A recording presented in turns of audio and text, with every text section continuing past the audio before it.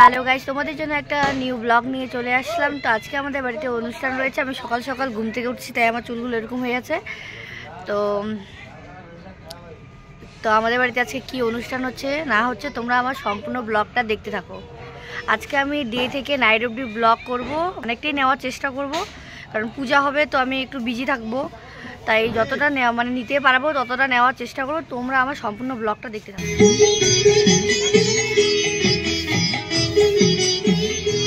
জানি জুই মালো তিহায় কত গন্ধ যে ছড়া, তবু ঘরের ফেলে পরের কাছে নিজের দিলায়।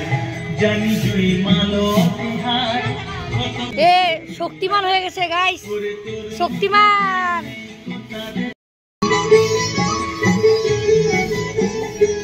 তো গাইস এখনো রং করা কমপ্লিট হয় নাই, তো রং করতেছে এখনো। আমি একটা ব্লগে ছাড়ছিলাম, আমরা রং করছিলাম, আমরা বাড়িতে সবাই নিজে নিজে রং করছি। তো এরা এখন বাচ্চারা এখানে লেগে পড়ছে রং করার জন্য, কারণ আজকে পূজা, আজকে তো কমপ্লিট হওয়া দরকার। সকাল সকাল করতেছে রং, একটা দাদাও রং করতেছে।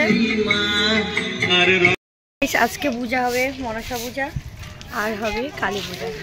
এই দাদাটা আমাদের মন্দিরগুলো বানাইছে, খুবই সুন্দর বানাইছে। এই দেখো ডিজাইন।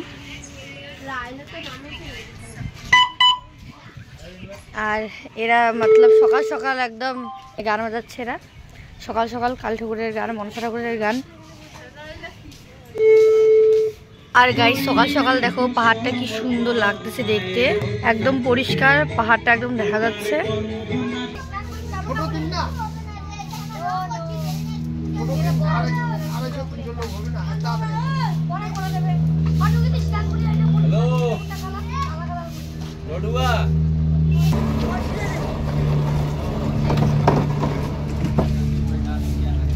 আমরা সবাই মিলে এখন কাজ করি।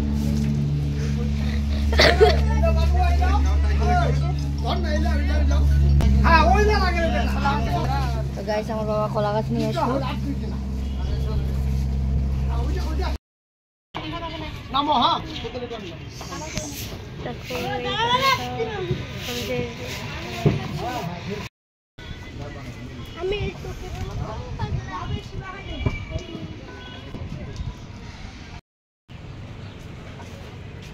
কি সুন্দর আকাশটা নীল, সে লাগে রয়েছে।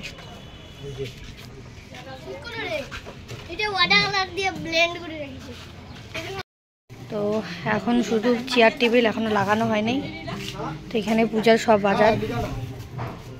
তো এই ব্লগটা আমি এই পর্যন্ত রাখতেছি, তারপর তোমাদের জন্য নেক্সট ব্লগ নিয়ে আসবো, মানে পূজার ব্লগ। তোমরা আমার ব্লগগুলো দেখবো, আর ভালো লেগে থাকলে লাইক কমেন্ট শেয়ার করবে।